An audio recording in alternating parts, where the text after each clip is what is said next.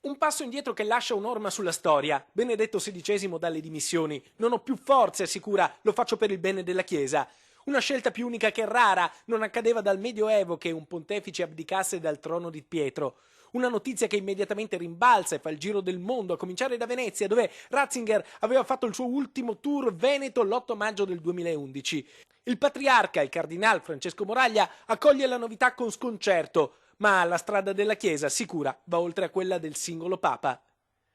È una notizia che ha sorpreso tutti e che dice la grandezza di questo Papa.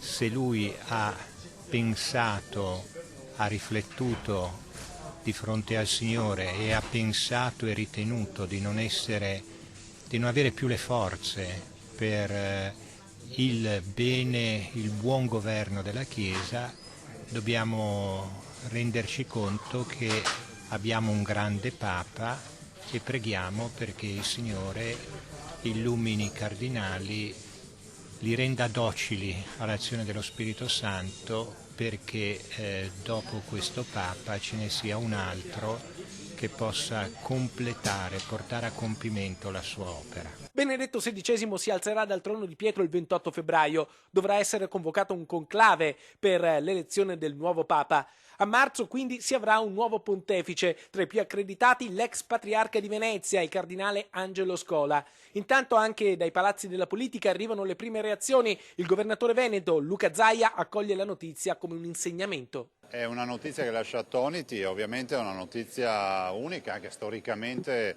dalle informazioni che abbiamo. È un fatto eccezionale e direi che se ne va una persona di altissima levatura e spessore culturale e non poteva che essere con queste modalità, dando un ulteriore insegnamento. Quando hai coscienza che il compito che devi ricoprire non sei più in grado di ricoprirlo nel migliore dei modi, devi fare un passo a lato, non indietro. Forse è un insegnamento che molti di noi dovrebbero cogliere.